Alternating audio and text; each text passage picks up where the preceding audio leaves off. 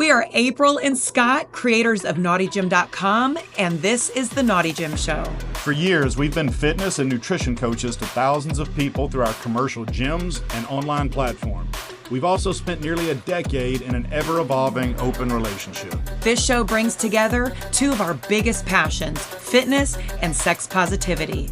Our mission is to maximize the physical and mental health of anyone brave enough to explore relationship structures that run counter to societal norms. We have demolished our old ways of thinking about relationships, and from that rubble, built a life full of happiness, adventure, and vitality.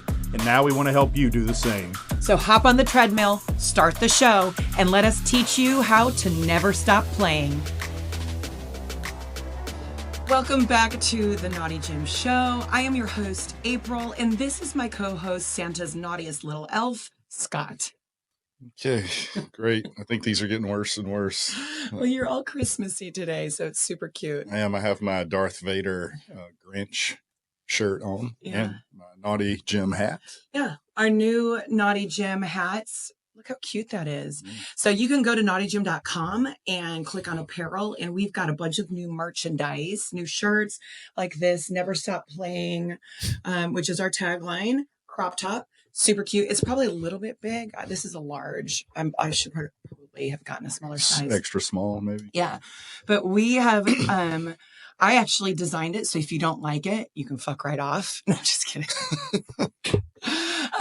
But we're bringing. Excellent. We're excellent salespeople. Yeah. People always ask if we have like t-shirts and stuff because we're not the greatest at promoting that stuff. But we will be bringing a ton of merchandise to Hedonism for our Be Better at Being Bad week. And we have BBBB fanny packs and t-shirts and Naughty Gym t-shirts and hats and tumblers. And we have a bunch of swag that we're going to be giving away at some of the pool parties. But we'll also have a merch table set up there because we are also having a Naughty Gym sweat. What is it? Theme? Dress to sweat. Yeah, theme night one night where it's just like wear your slutty Naughty Gym wear or what you would wear to a gym, booty shorts, sports bra, or nothing if you like to work out nude. Wow. But yeah, just some fun things that we have this year. I'm hoping our Clacker fans will be ready by, if not, it's going to be May before. Yeah, if you've never danced with Clacker fans, it's a different experience. Oh, so fun. Okay. But it's also, keeps you cool. Well, and we're going to get to the point of this podcast because we hate long intros. And we're going to talk about April is getting on this podcast live her first Christmas gift, but she doesn't know what it is. Are you going to stuff my stocking? Yeah, that's the name of the podcast. April gets her stocking stuffed early this year. So if you were expecting pornography, and we're going to talk about BBBB here in just a second, but this is a very meaningful Christmas present, a very difficult one for me to give. And I'm not even sure. The worst part is I don't know if she's going to want it. Or use it. Historically, Scott has had a lot of anxiety around gifts. And so we typically make an agreement that we're not going to give each other gifts. And then however, she violates it. My love language is gift giving. And so I really take a lot of thought, even if it's just like a handwritten note or something. But I also usually give them to you as soon as I buy them because I can't wait. So this is going to be this gift does tie into the purpose of our show in general. This is not just me giving her a back massager, but it's a pretty big gift. Which I would also like. It's a pretty big gift and something that's been on my mental plate for some time. I'm so nervous now. And but before we get to it, we do want to say that we are 2 weeks, under 3 weeks from Be Better at Being Bad, January 4th through the 11th, and we're so excited because this is our second year doing it. We feel like things are going to run a lot smoother this year. All of our presenters are... and they ran smooth last year. Well, it did. But, the second year, you kind of work out all the kinks and stuff like that. But there's just so many amazing things, the connections that people are already starting to make. Now, if you're listening to this and you are going to Hedonism, anytime during January 4th to the 11th, like maybe you're getting in on the 7th or even the 10th, and you have messages, because we're literally getting messages every day from people going, well, I'm going to be on property. We're getting in January 8th. Can I still be a part of your group? We're not a group. We are a full takeover. Anybody who is on property January 4th through the 11th is considered part of our takeover. Even if you don't want to be. Right? Because we've created the whole schedule for the week. We have our own theme nights that supersede the Hedo theme nights. We scheduled all the parties. We have spared no expense, and probably more than I wanted to, on our parties and making it super special. We've got custom swimsuits for the EC team. We've got tons of swag we're giving away. We have the catamaran cruise, foam parties, all the workshops from the presenters that are coming in from all over the world. We've recently added another DJ. So we'll have 3 DJs. We've got the Hedo DJ, DJ Casual, Mickey from Casual Swingers, and DJ B Smooth, he's been to Hedo many, many times. I just can't say enough about how excited I am. Yeah, so we know it's kind of last minute, but there are a few rooms left. It's a huge crowd already, but there are a few rooms left. If you want to go, be a great stocking stuffer, which is appropriate considering this podcast episode. And Scott and I are both doing a keynote. We were scheduled last year to do a co-keynote, and I got laryngitis. So we've scheduled mine at the beginning of the week. Yeah, because she'll get laryngitis again. I will get it. I'm all ready just from this weekend. I am doing my keynote on unleashing your inner badass and overcoming imposter syndrome. And I'm super excited about that. It's been an amazing thing for me preparing for this. So I'm super excited. And your keynote will be on Friday. You'll wrap up the week. Yep. And mine is on a theory, I guess I feel weird saying that I've been working on for a long time. It makes sense because you're a genius when it comes to this kind of stuff. I don't never done anything like this, so I don't know how you know that, but I appreciate it. And so I'll be presenting this. It's called Wild Love Theory, and it's something I'm going to present on the last day of Hedo, but also as a podcast episode at some point soon following Hedo. I don't know exactly when it'll come out, but I'm going to outline it in detail. Yeah. And these keynotes will be recorded and most likely will be posted on our YouTube channel, The Naughty Gym Show. So, all right. Well, we're 7 minutes in, so let's get to why we are here today. Thanks. All right. So I'm gonna give you a Christmas present today, and there's 2 reasons I'm giving it now. Anyway, 2 reasons I'm giving it now is, sometimes when you got some big project or thing, like maybe you're doing a big keynote address at an event, and you can be stressing about it until you finally get done with it. And then it's over and you're relieved. Right. Yeah. Well, this has been on my mind for a long time. So I just want to get it off my mind. You've been stressing about it? Yeah. So I can stop thinking about it. But I also wanted to give it to you before we went to Hedo for our trip coming up here in a few weeks, which you'll understand as we go through this. Okay. Because it's not an actual physical present. Okay. Also, like I said, I'm not sure you're going to want it. I'm not sure you'll ever use it. But it does make me incredibly nervous. There's tons of thought that went into this and tons of second guessing myself. Yeah. But we're going to do it. So, this doesn't mean, and as I start laying this out, you'll start to figure out what it is, because we've talked about it a little bit, but this doesn't mean it's that I'm looking for reciprocity on anything. It's probably more a gift for me than it is for you. Right, in some ways, at least. Are you giving me a chessboard? No, that would just stress me out trying to teach you that. Me too. But the best thing I can hope for out of this is that you actually embrace it and use it. Yeah. Okay. All right. So, because and it was a perfect segue a minute ago. We're talking about Wild Love Theory, which is going to be my keynote. Right. I'm going to essentially lay out the very basics of what that means in this podcast episode. We're not going to go into detail, because Wild Love Theory is something I came up with because it is a process I have felt that my lifestyle journey with you, it's the direction that journey has been heading in for me. Right. Emotionally. Anyway, right. Which is why I'm going to outline exactly what it is. what it means for us, what it means for you, me, what it doesn't mean. Mm-hmm. What is the gift? The gift. All right. So the gift is this, essentially. I'm going to put into practice what I'm going to preach about at Hedo. I'm going to gift you this concept of wild love theory. Okay. But that only makes sense if I explain right. what that is, okay. right? Yeah. Relationship health often is, to have a healthy relationship, we just assume, because it's taught in psychology, it's taught in therapy, that healthy relationships are built off compromise. Right. And those compromises are usually put in place through a series of rules or boundaries, mutually agreed upon rules and boundaries that you come up with between you and your partner. And I think most of us would assume that a healthy relationship can't be built without those things in place. Right. Absolutely. I'm just not sure I agree with that anymore. Okay. And so what I want to do, at least impose boundaries. So what tends to happen, for instance, when two people get together and they want to build a life together? Let's say one of them, maybe me, likes to play pickleball all the time. Mm-hmm. And maybe coming into that relationship, I've been playing pickleball 6 or 7 days a week, or, could be anything, golf, whatever.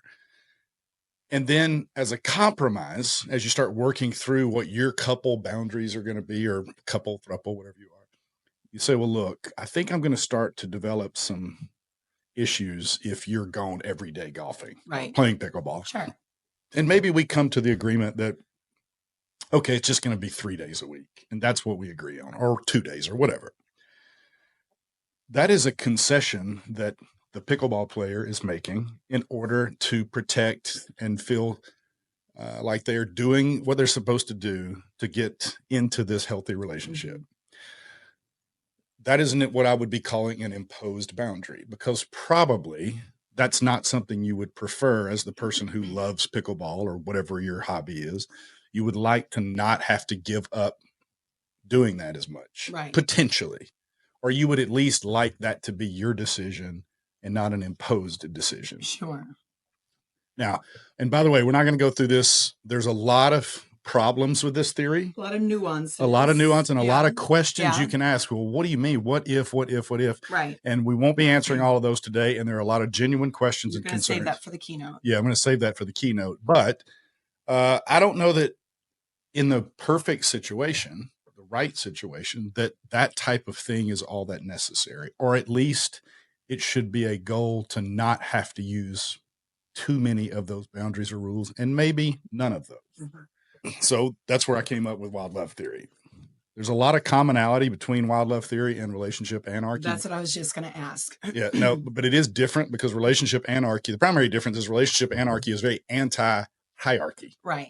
In other words, they frown on you having if you have multiple relationships, right, which you don't have to be a relationship. You don't have a primary. But yeah, right. You don't have a hierarchy. One person doesn't outrank the other. And in particular, often you'll hear people complain about the idea of, say, I'm dating a girl and she's become my girlfriend. And maybe we're in a situation where we allow these types of feelings, and this girl's grown to love me, but you hold veto power and can at any moment say no more. Right. You hold a lot of power over that secondary relationship. Sure. Those are the types of things relationship anarchy frown on. So this wild love theory can actually be used as a construct in any relationship arrangement. And again, not going to go over too many details of it, but I do want to go over what it means for you and me. Okay. And whether or not we have a happy holiday or relationship ever. So here's the theory. And I rewrote this I've probably rewritten it 100 times. Right.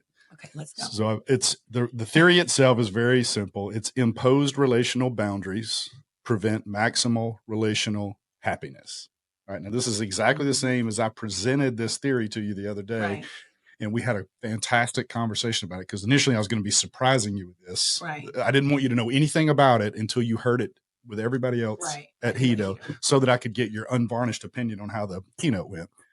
But you gave me some great things to think about, but it didn't change the way I worded the theory. So it's imposed relational boundaries prevent maximal relational happiness.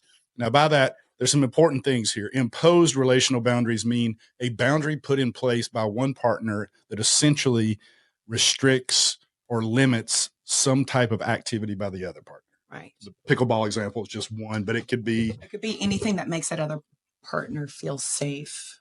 Right. It could in be the relationship. And there's some that come baked in with a typical relationship in our culture. And that's, hey, if you're getting married, you do not then make out with other women, right, or other men, or sure, whatever the case is. We just sort of accept those because they're part of the cultural norm. right. And but it's an imposed boundary, and it's not one that we might necessarily put on ourselves. So it's imposed relational boundaries is what we're talking about, not just boundaries in general. Right. But it prevents maximal relational happiness. What it doesn't do, it doesn't prevent happiness or relational happiness. It just limits how happy you can be. You could still be wildly happy because we still have relational boundaries. Right. And I think we're a wildly happy and satisfied couple. Right. All right. But I do have this theory that we could be even happier, even if it's just a little bit, if some of those imposed boundaries were removed. What is this gift? Are you getting to it? Yeah, I'm sorry. We're 20 minutes in. I am removing all imposed relational boundaries as of today on you. All right. So this is what that means. As far as I'm concerned, going forward, and this is as far as our lifestyle journey. Right. I'm not talking about everything else because nobody cares about our personal stuff. But if you want to flirt, guy or girl, doesn't matter, flirt. I have removed that boundary that I had in place. Right. Oh, I already kind of did that. If you want to message somebody, you message them if you want to. And that could mean privately or in a group, your choice. If you connect with somebody, however you want to connect with them, when, where, at what time, in what way, you connect with them. Intimacy, the same thing. The things that we typically you and I refer to as intimate, like the snuggling, holding hands, smelling hair. I don't know, whatever is those intimate little touchy feely moments. Sex. You can have sex with whoever, whenever, wherever, and as often. I'm getting nervous just going through this. Going out on dates with me, us as couples, or you separately. Totally up to you, who, when, where, or how often. Okay. Trips. Oh, yeah. Hey, hit me up if you're listening. If the wealthy guy that offered to take you for a week-long shopping spree in Paris were to come back and offer it again, I know you've said you would go without my permission if that ever happened again, but true. You would have my permission. Okay. Falling in love. I'm not encouraging it. I'm not saying you can't. I'm saying it is your discretion and your choice outside of my feelings on the issue. Those are huge. I'm sweating right now. I'm not. Right. And the reason that's huge for me is should be fairly obvious. I mean, there's a lot of things in there that can just foster so many insecurities, fears, concerns, worries. Right. But I'm going to get to why I feel comfortable at this point, or not comfortable, why I want to do that now in our relationship. So yeah, before we go any further then, what do you think so far about your gift? Questions, concerns? Well, I had a feeling that this was coming just because of the conversations that we've had leading up to this. And one of the things that I told you was, I feel comfortable doing all of that stuff. And because I know that you trust me and I'm a trustworthy person. I don't know that I would do some of that just because I'm a person who has thrived with structure and boundaries and was raised my entire life. Well, I use the analogy, when an animal is raised in a cage their whole life and then you open the door and you're like, go free. A lot of times they won't leave that cage. Or they will for a little bit and come right back because that's what feels safe to them.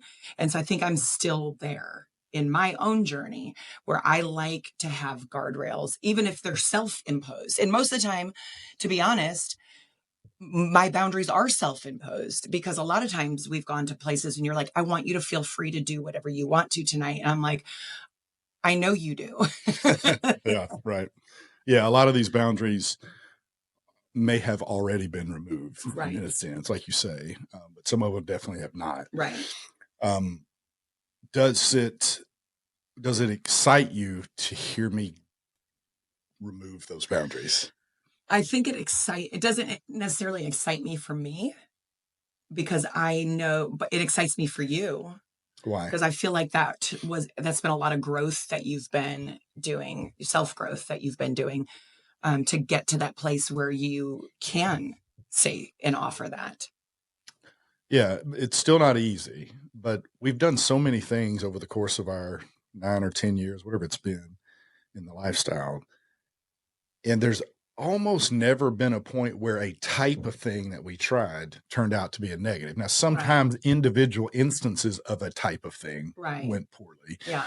But I don't know that I can think of a single example where we just said, yeah, we tried that, but we don't like it in general. Right. Not just that specific attempt didn't go well, but that I just don't think that's ever going to be for us. We've never really done that. Yeah. And so it's always felt to me that although we've always had boundaries, they've continually softened or gone away. Mm-hmm.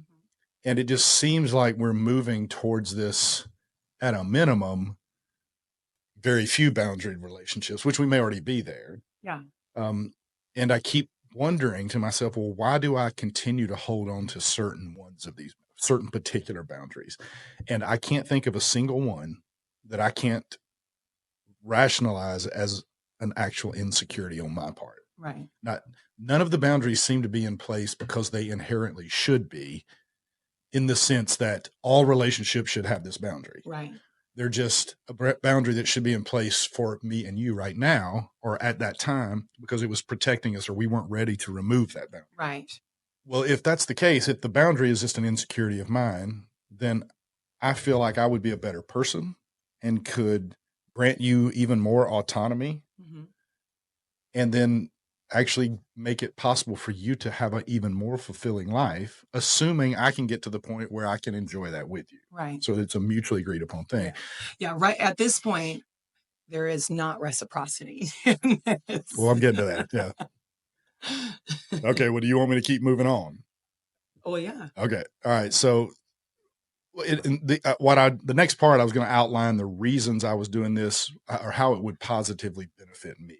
Okay. But we already hit at that a little bit, but personal growth is one. I feel like I've been growing, and a lot of the insecurities I had are falling away. Mm-hmm. Some of them are now gone. But this just gives me an opportunity for more of that personal growth. Do you think a lot of that has happened because I'm so cautious and I've been so guarded and I've self-imposed so many boundaries on myself? Like if I had just been going just buck wild, would you still be at this place? No, of course not. Because you're right. One of the reasons I feel comfortable saying, all right, gloves are off. I am no longer putting rules in place as if I'm your father. Right. The only reason you've never put rules in place. But I know, but my father, it's normal to have healthy boundaries as a couple. But because you've always been so cautious, much more cautious than me in most cases, I do feel comfortable dropping all of these rules. But then a person may ask, well, what kind of gift is that really, if you know she's not going to use it? But also, would you revoke that if I then started just going absolutely apeshit? Part of what allows me to do this is the trust that has been established between me and you over the last 9 years. And I have no worries that you're going to take any of these rules and try to emotionally destroy me with them just because I've, in a sense, let you off the leash. Yeah. But isn't that then almost a moot point?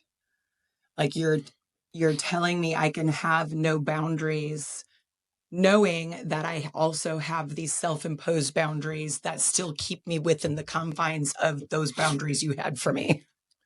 Yes. So and so you made that analogy about the caged animal, and when they try to release it, I've seen them do that with condor or something too, where they put it on the edge of a cliff, they open the cage door, and the condor either won't come out of the cage or it goes out for a few feet and then gets uncomfortable and runs right back in. Yeah. And that's a perfect analogy for the way sometimes we do each other in these situations, but specifically you, who has probably always had more freedom than you've exercised. Right. And now it's complete freedom. Mm-hmm. So yeah, what kind of gift is that if I'm giving you this thing and like I get to go, ooh, I'm the big man that just lets his wife do whatever, but knowing she's not going to do anything. Yeah. But I don't think that's what's going to happen. My guess is that if you trust me in the giving of the gift, that you'll slowly start to explore certain aspects of it. I don't imagine that we get done with this podcast today and then sometime later tonight and go, well, you told me I was free and I've lined up 3 dates for the rest of this week. I don't expect that would happen. But if it did, I probably would start to second guess, was the trust that we built off anything real? Was the person I know I trust to do things that makes her and me happy?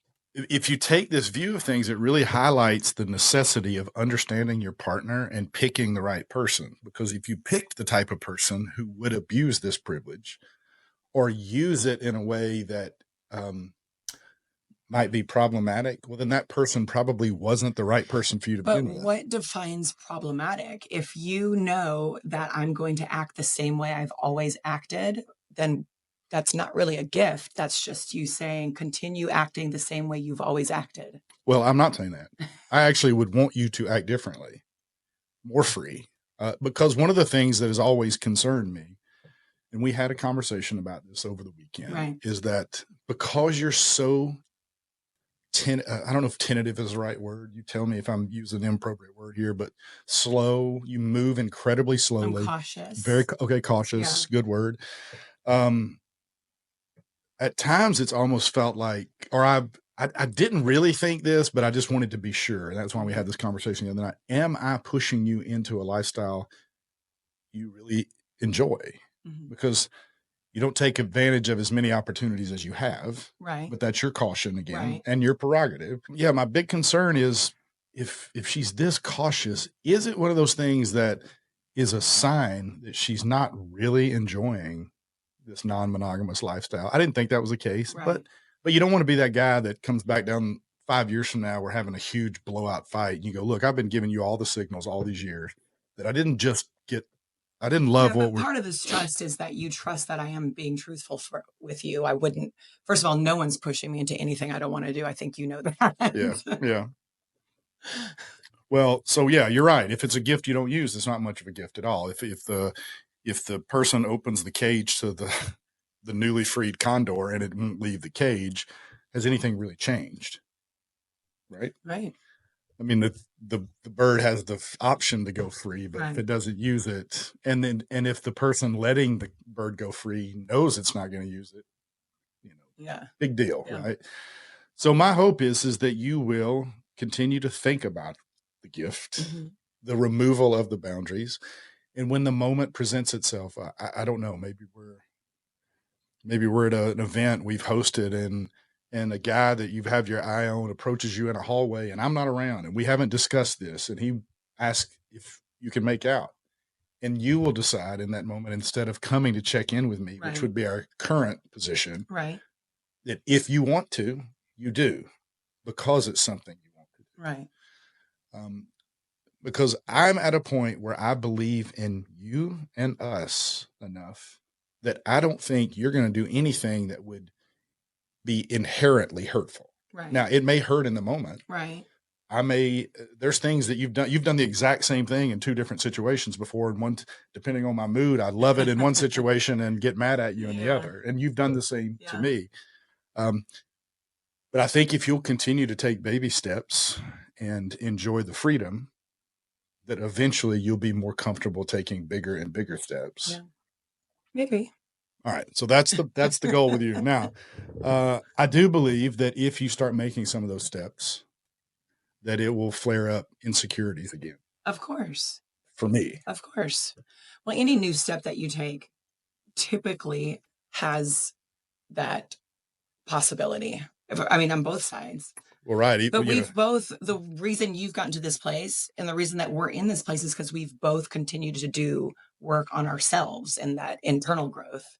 Yeah. And it never really stops. Even here, I'm kind of taking away all the boundaries, but I still have a lot of work to do because I know, I'll give you for instance. Hey, I've been thinking about this kind of thing for around a year or so, but hard thinking about it for a couple months as we're prepping for Hedo and I'm prepping for that keynote. We were out the other night in Huntsville and we're leaving the parking garage, headed to a bar. And we walk out the bottom door onto the street and there's a guy standing there smoking a cigarette that I thought you were going to pass out. He was so good looking. Right.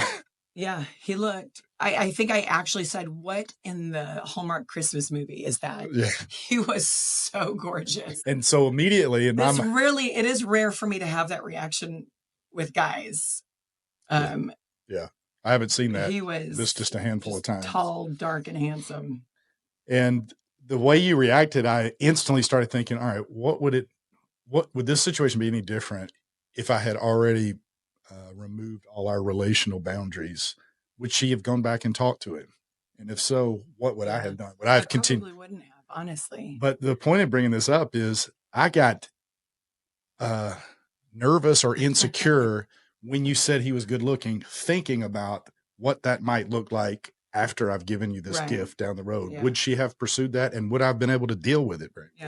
Would I have said, if you would have said, hey, can I just stand here and ask him for a smoke? Because he was smoking a cigarette. Right. Yeah. Just to have I don't smoke a cigarette, but I might.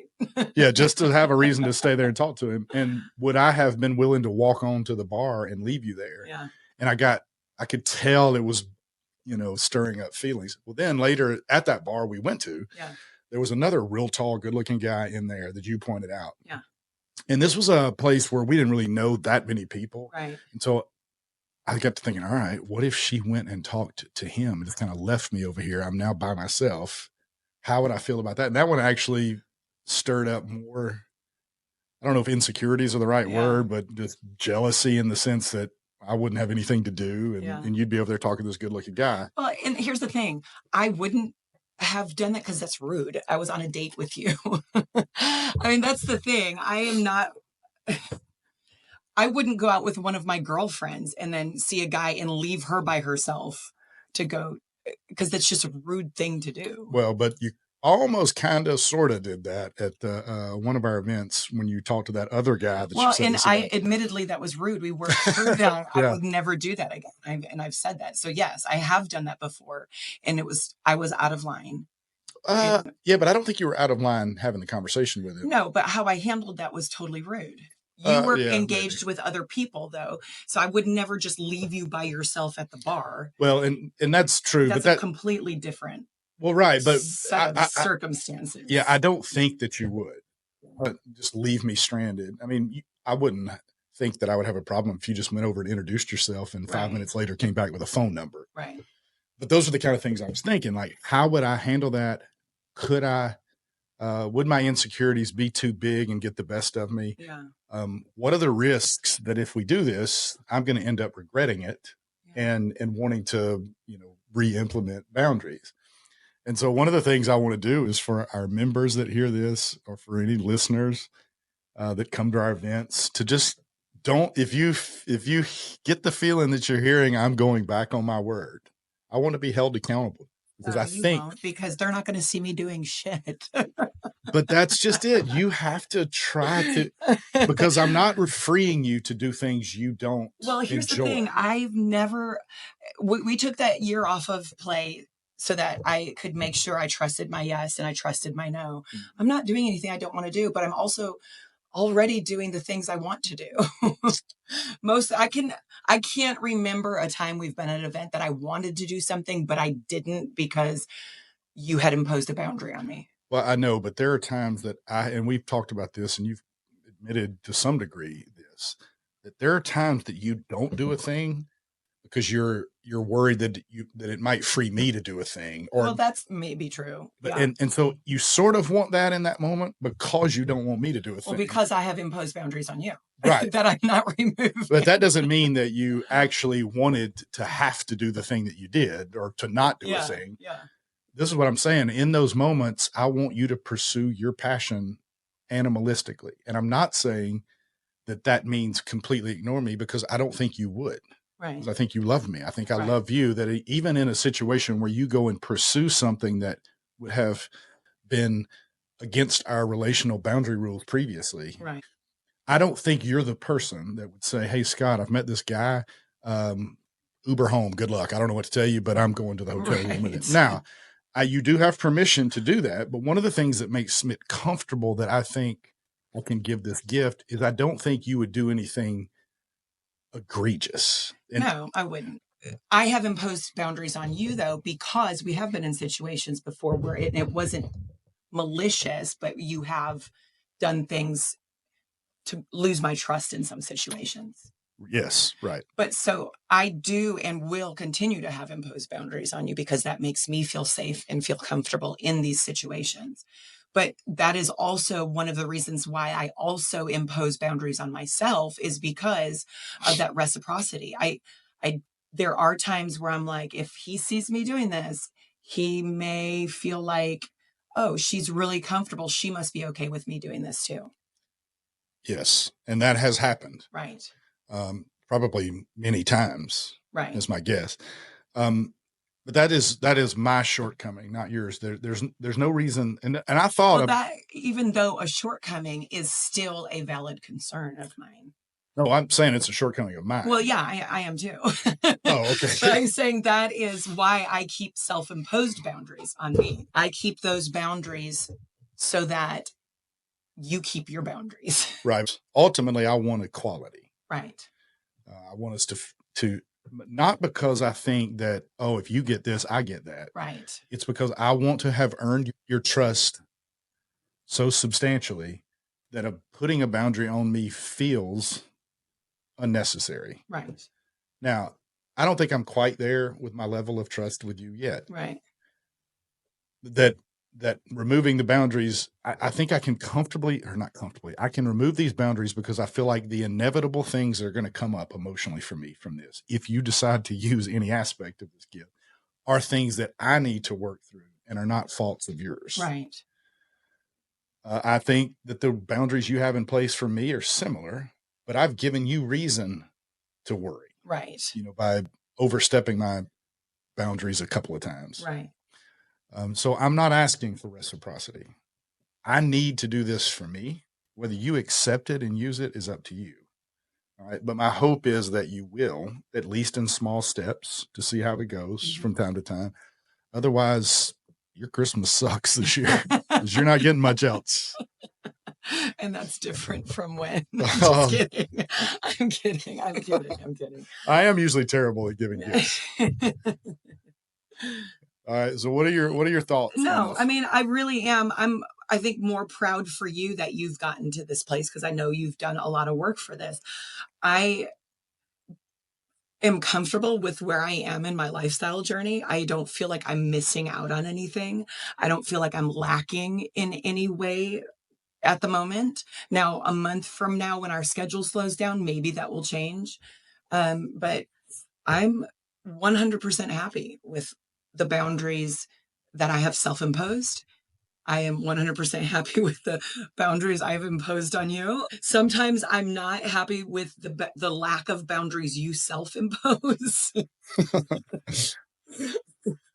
Maybe that's my gift to you. Is what? More boundaries. I'm just kidding. Yeah, you're going to go in the opposite direction. Well, but is there any excitement or joy at getting this gift other than, oh, I think this is a great opportunity for Scott to grow? I mean, yeah, because I am doing work too. So we'll see. I can't say that I'm like super excited because I don't feel like I'm lacking in that area. I feel like. But you've said that you've pulled back in situations for fear of releasing me. Because I have trust issues with you. Right. So I'm saying now. I'm saying me acting without boundaries still does not comfort me or make me feel excited about your lack of self-imposed boundaries, because we still have some issues to work through there. So I can't say, like, if, we go to an event and I see a guy and without asking you just disappear and like take him to the room and rail him. I'm still going to be in the back of my mind going, what's Scott doing? Well, right. And he feel like this is now his freedom to act on what he wants? But so part of what I'm hoping is that as you take baby steps in using this new freedom. Yeah. And at the same time, I stick to my boundaries, that will continue to build trust to the point where if there are things that are still in place in our relationships based off any mistrust you have of me, that over time, I don't know how else to get around those or to get past those problems. Get better over time. Yeah. But now, and what I'm not saying too is you meet a guy and you just go rail him without telling me. I don't expect that you will take advantage in a malicious way of anything. Well, no, wouldn't be malicious, but wouldn't that be part of the freedom? Yes. Well, that's what I'm saying. If that's what you want to do, like, if you're going, I ain't gonna tell that fucker, I don't need to. Well, no, but if I was just caught up in the moment and like, well, Scott's across the pool, so I'm just going to go because we're feeling it right now. That's exactly what I want. Wouldn't be malicious, I'm sure. Good. But that's exactly what I want you to do. Myself doing that. Well, but that's your gift to me. Is you saying you'll continue to work on accepting those freedoms. I will.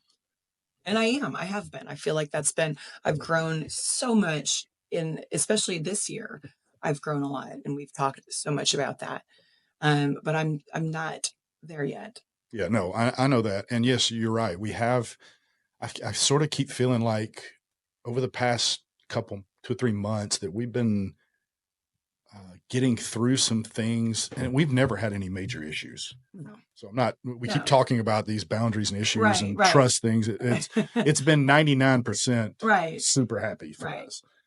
We had one big issue. Yeah, we had one big incident several years ago. Yeah, and that was the thing that caused her to put a halt on play, which was also a huge growth thing for us because we did come out of that better. And I think we've been getting to the point where, as I'm slowly earning some trust back from that mistake, that I'm starting to feel you giving me or being more comfortable with me having some freedom. Yes, the last couple times, I would agree with. The last couple times we've been out, there has been instances, and I of course asked, but where I was a lot more free to do. And you were watching or not watching it, like I was. You were there in the same location, right? And saw it and was okay with it. Well, it didn't even seem like you were okay with it. It seemed like you were, I don't know if enjoying it's the right word. Yeah. But I was enjoying you have a good time. Yeah. And I didn't feel any of the, well, I know I told you could do it, but I mean, I just don't like watching it. I didn't get that. It felt different this go around with you. And so that's all I'm asking. Yeah. You have that freedom now. You don't have to ask me. And I mean, of course there's courtesy issues. Hey, we've got something on the calendar. It's a conflict. I'd kind of like to do this and we might have to work those things out. But the goal here is not for you to do malicious things, whatever that would be. The goal here is for you to do what you want to do. And I trust the person that I'm married to enough to believe that the things she wants to do are things that are inherently okay for her to do. Right. And that any problems that arise from them will be on my end and not yours. Okay. I don't really have much else. I didn't wrap that gift in any present with a note or anything.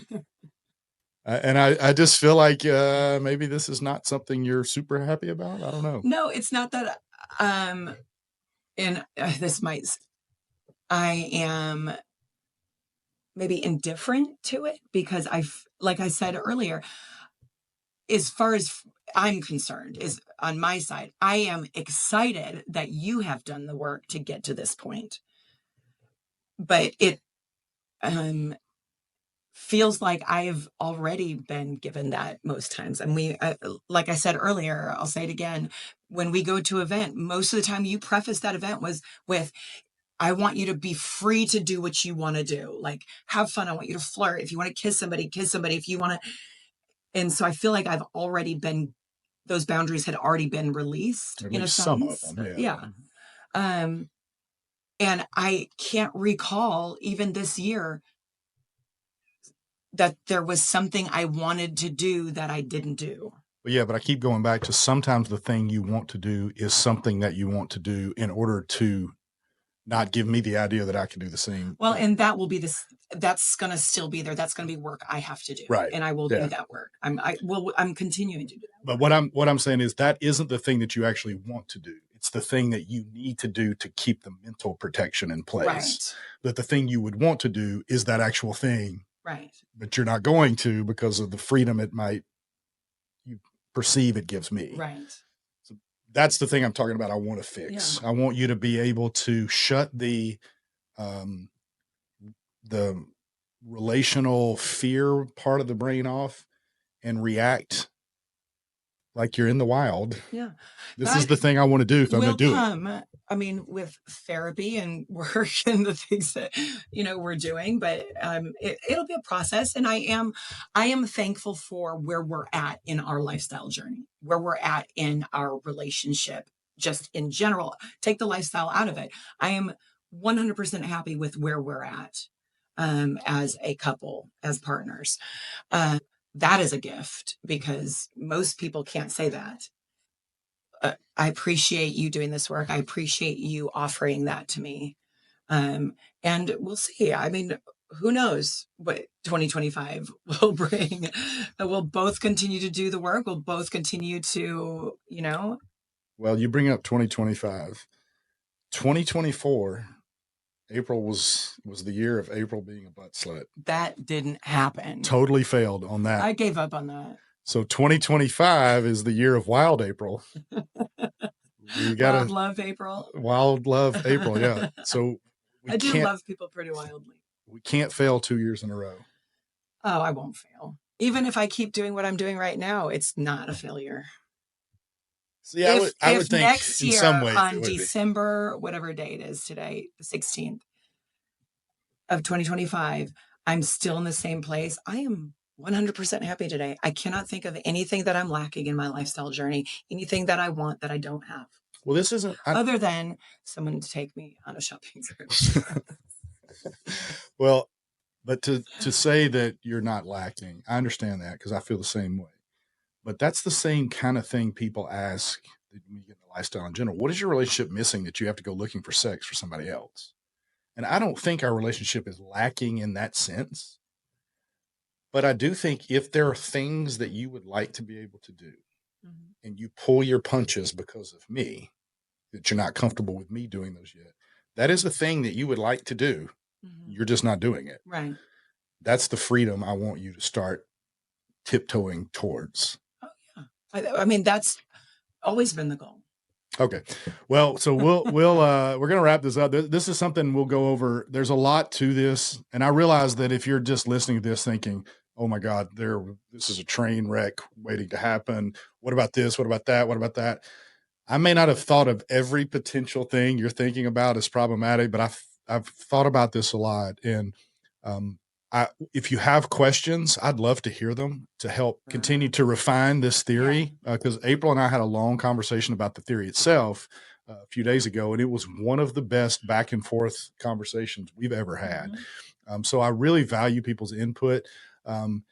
So you're welcome to make comments and suggestions, but just understand that you'll be doing it without hearing the full brilliant theory. Unless you're coming to hedonism. And then we'll post it on our YouTube after hedonism. My actual live keynote. Yeah. Or we may make a podcast. We'll see. But we'll get all the details of it out soon, and you guys can rip me to shreds if you think it's the dumbest thing you've ever heard. But so I'm excited to see you try to use your gift.